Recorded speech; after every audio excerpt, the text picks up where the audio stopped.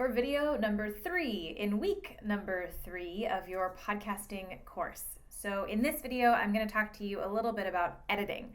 How do you get the sound off of your recorder? How do you get it onto your computer, which we'll look at in a second? And how do you edit that audio? And then what do you do with your final product? How do you actually get it out there in the world as a podcast that people can listen to? So the first thing you have to do is get your audio off of your device and onto your computer. So if you have been using a USB mic, this is simple. It's already on your computer. If you were using your iPhone, then you have to get the audio from there. You can AirDrop, you can email it to yourself. But if you're using something like this, one of these external recorders, you're going to want to get the SD card in here. There's always going to be an SD card. You can either take that out and put that directly into your computer, or you can use one of the cables that it came with, plug it in, plug it into your computer, easy. The biggest tip I have when it comes to getting audio off of your recording devices and onto your computer is actually about naming. You really want to name the file. If you don't name the file something specific, later on you might wind up searching for this file again, and you wind up looking at this long list of things that are named stuff like DCIM0003, and you have to listen to it all, and it's a huge pain. So name the file when you pull it off of your device and name it something specific. I usually put the date, the interviewee's name, or some descriptor of what this actually is, so that later on when I'm looking for something, I can find it. So once you've gotten your audio off of your device and onto your computer, you're probably going to want to edit it. Unless you're some kind of magical human who can nail it on the first take, you're going to want to edit. And editing audio is, again, really complicated, and we're not going to get really deep in the weeds on editing. This is not a tutorial for any one software system or another. I'm going to show you a software, but it's not necessarily the one you might want to use, and we'll talk about what the options are. And there are a lot of editing softwares out there. There's Audacity, Hindenburg, Pro Tools, GarageBand, Adobe Audition, and all of them have pros and cons, and all of them have different costs associated. For most of you, I'd actually probably recommend going with Hindenburg. It's $95, and it's a really great system that a lot of people really like, and it does all the things that you're probably going to need it to do. It was also designed by audio people who do this kind of podcasting. It's a good system. I use Pro Tools. I wouldn't necessarily recommend that you go out and drop hundreds of dollars on software, which is how much Pro Tools costs. And I'm going to show you Pro Tools now because it's the system that I have on my computer. But I'm not saying that you necessarily need to use Pro Tools, and this is definitely not a Pro Tools tutorial. It's just a way to show you a couple of basic concepts of editing that you might want to use when you edit your podcast. Okay, so let's look at what editing looks like. Okay, so this is what Pro Tools looks like. This is pretty standard for what lots of different audio editing software looks like, with some variation. You're going to have a time code up here. You're going to have tracks. Here's 4 tracks. You can see them listed here. You'll be able to select things. So this is pretty much what a lot of things are going to look like. Obviously, they're not all going to look the same. So I've already imported my audio, which you can do by going to File, Import, Audio.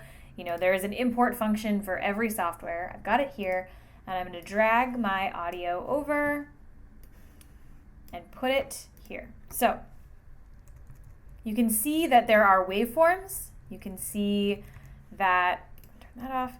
You can see here that you've got, me talking, and it gets quieter over here, it gets louder over here. You can see that I recorded room tone, as I asked you all to do. Within Pro Tools, there are some different ways that you can see how loud something is. I have a, built in here slider, so louder, quieter, right? Same with this. So let's say I want to, I'm going to move my room tones over here. We'll come back to them in a second. But let's have you hear what some of this sounds like.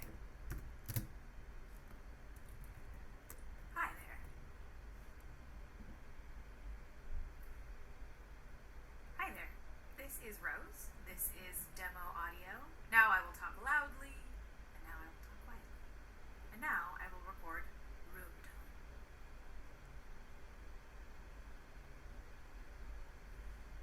And now I'm in a different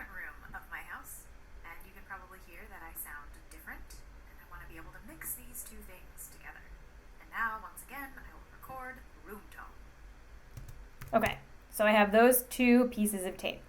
There are a couple things that you're going to do with two pieces of tape like this. Often you're going to want to be able to fade them in and out of each other, or you might want to make one quieter or louder. Or maybe you have somebody who, like here, got loud and then got quiet, and you want to be able to modulate and make sure that it's all about the same level. Let's do a couple of those things. So let's start with fades. Those are really easy. So let's say I want to fade out here. There are different kinds of fades, right? You can make the fade get quiet really quickly. You can make it get quiet really quickly the other way, or you can have it just be a straight fade. There's all different options here. And you can see here that I've got my fade. So let's make it long so you can hear what it sounds like. And now I will record. So you hear I just sort of got right out there. You can do the same thing fading in.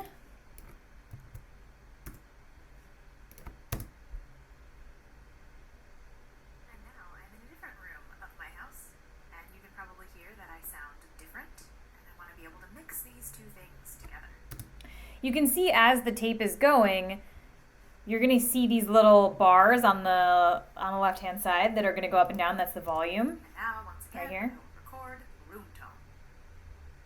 All right.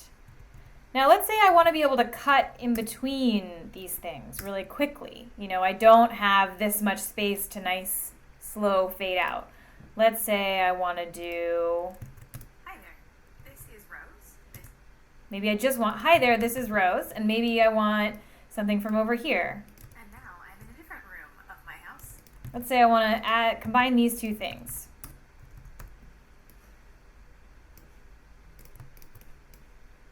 Hi there, this is Rose, and now I'm in a different room of my house.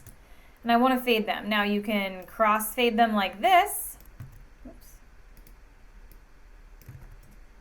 So it does that, but sometimes there's not going to be enough space, right? Sometimes the sentence you want to cut is right there, and if there's any kind of room sound in the background, it's going to sound really abrupt. This is where room tone comes in. So instead of doing this, which makes it feel really tight, let's see how that sounds. Hi there. This is Rose, and now I'm in a different room of my house. Instead, what I want to do is I'm going to take my room tone for each one, and I'm going to rearrange my tracks here just to make it slightly easier so you can kind of see visually. So you can rename your track. So this is, let's say, office. And let's call this office room tone.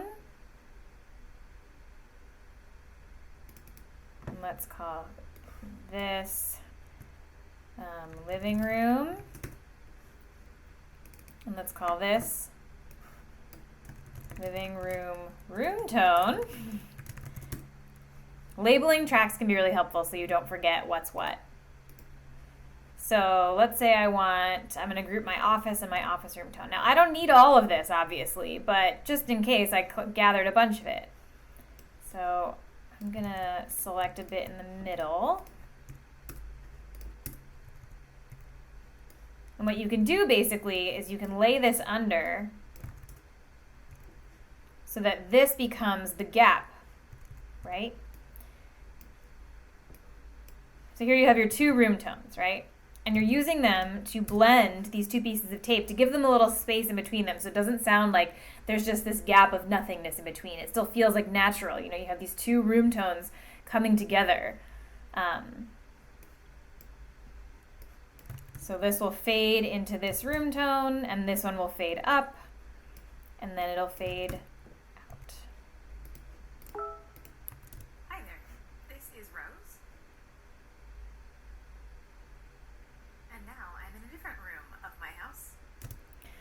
So this is one way that you can extend gaps in between two pieces of tape where you might not have enough space to really fade them. Now this is a really long clip here. We probably wouldn't use this much room tone in between two clips, but you know, it works. Also, it works if at the end you just want to fade out. So if you want to be able to kind of give a big pause and wait, you can stick this at the end. So that's what you do with room tone. The other thing I want to show you is volume. So let's look at the situation in which I talked loudly and then I spoke quietly. So you see that section where I've got I will talk loudly and quietly. Let's just look at that really closely. So you can see, obviously, in the waveform that here's the loud part, here's the quiet part. But what if I want them to be about the same, right? What if someone gets really quiet and I really want to be able to bump this up? Now, there's a couple ways you can do it. In this case, you can just separate those clips, make a little cut here, and just, bump up this. You usually want to then fade them so that you can hear. But you can also do that without separating the clips. Maybe you have something within one clip you want to do. And you see this line that I've been playing with, that's my gain, that's my volume.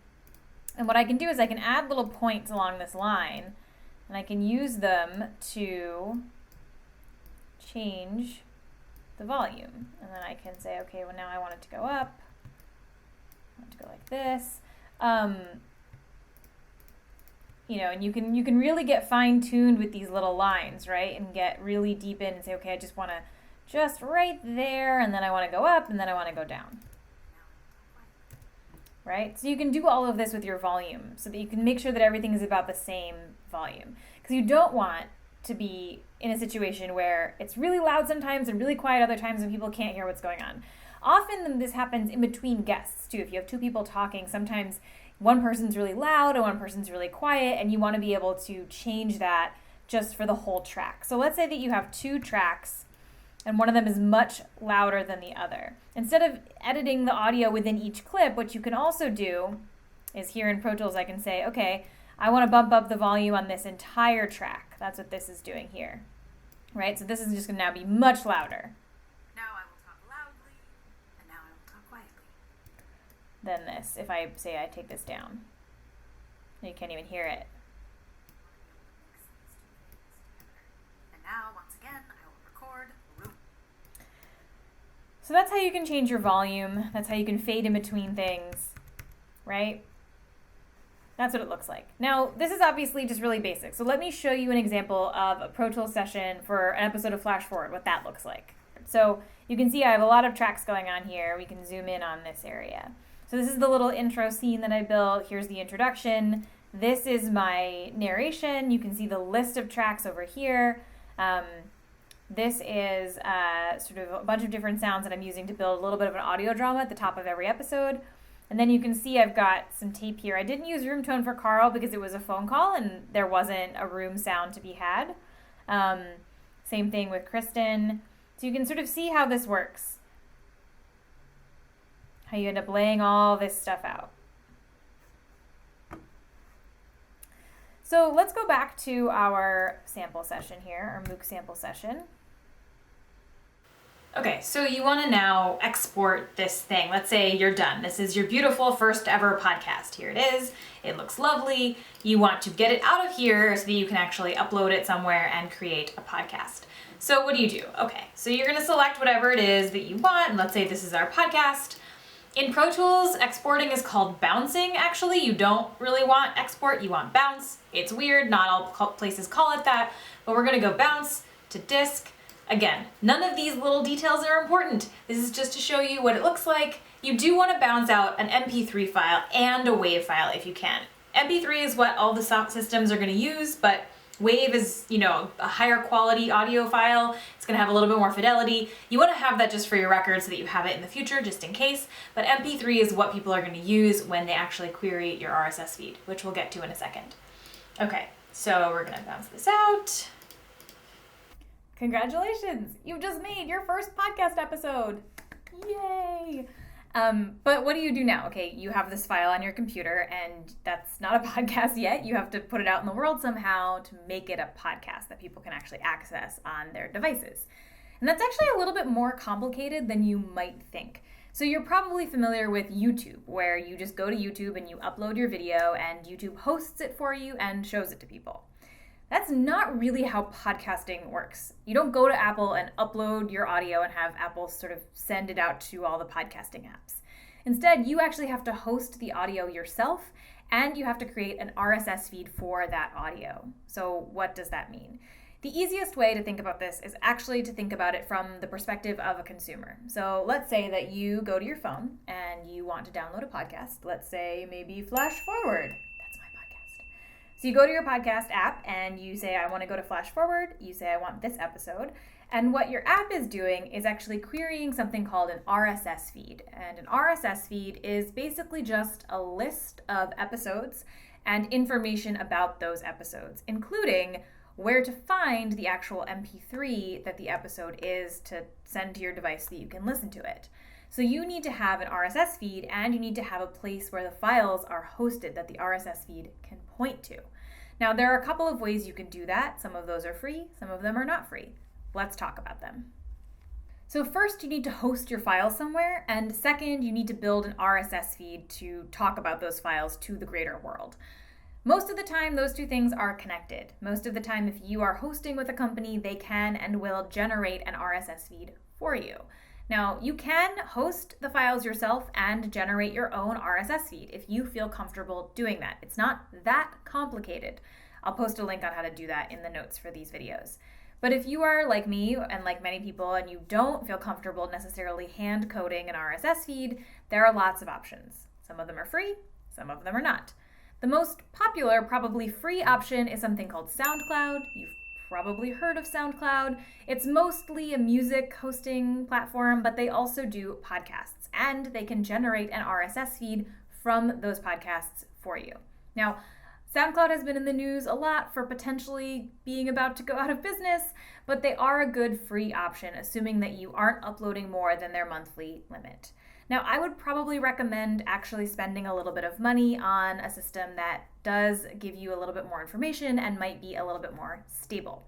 So there are lots of podcast hosting companies out there. There's Libsyn, Blueberry, Anchor, Podbean, probably a bunch that I'm forgetting, definitely a bunch that I'm forgetting, and I'll post a link to a lot of different options in the notes again for this video. Which one is right for you really depends on how much audio you're generating, what kinds of analytics you really want, and which company you think serves you best. There's a lot of options, most of them are pretty good.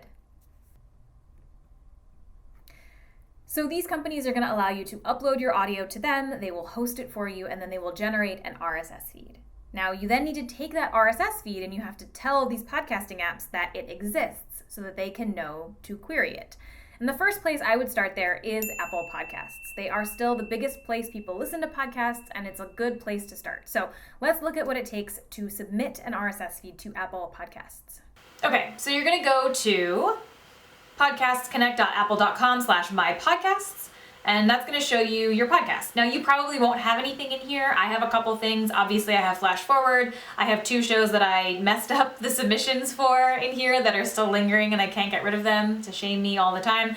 This is an old podcast I used to manage for my college, and this is what it'll look like. It'll, again, probably be blank for you, and that's fine. What you want actually is this little plus sign button right here. You're gonna click that, and this is where you're gonna plug in your RSS feed, okay? I'll use the Flash Forward RSS feed as an example.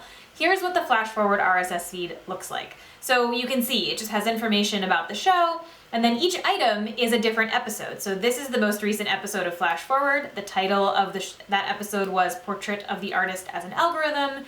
Here's some of the show notes. And it'll tell you where to find it. It also knows that it's looking for where my podcast lives, right? So each one of these entries is an episode of the show.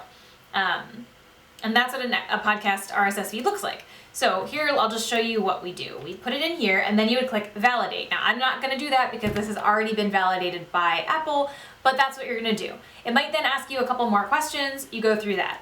Now, it does take a little bit of time sometimes for Apple to actually validate your RSS feed. So when you're thinking about launching your show, you do want to be cognizant of that. You don't want to necessarily launch the day that you put this into the Apple iTunes Connect situation. You want to be able to give it a couple days. Sometimes it takes even a week, depending on, I don't know, whatever magic Apple is doing. So once you have an email from Apple saying that your feed is validated, that is when I would suggest you go through and put your feed into other podcasting directories, things like Google Play or Stitcher, things like that. Obviously, you can do that before you put it into Apple, but because Apple is such a dominant player in the marketplace, and because so many podcasting apps actually query the Apple Podcast directory, I recommend starting there and not necessarily doing other things until you can make sure that Apple has validated your feed. Now, Apple does have some rules about things that you have to do within your RSS feed and within your submission. And if you are using any of the main RSS feed generators like Libsyn or Blueberry or Anchor or any of those, that should all be taken care of. They should know. But if you do want to check, and if you're writing your own, you can go to help.apple.com. I will link this. This is a complicated link. But here's podcast best practices. And this has a bunch of information about what your feed should look like, different enclosure tags that you should have, the size of your artwork, all of that stuff. So for example, your artwork needs to be a certain size for Apple to be able to give that art to the person who's querying it with their app. So just want to make sure that you're keeping track of all of this stuff and make sure that everything, check all your boxes, dot all your I's, cross all your T's so that you can get validated by Apple as quickly as possible. And that's podcast production, compressed down into 3 general and probably very speedy videos. We didn't get into any nitty-gritty about pretty much anything, but hopefully this was a good overview for you to know what you should be thinking about when you go to produce your podcast. Next week, you're going to hear about audience, how to measure them, who they are, and how to figure out what they're up to. Happy podcasting!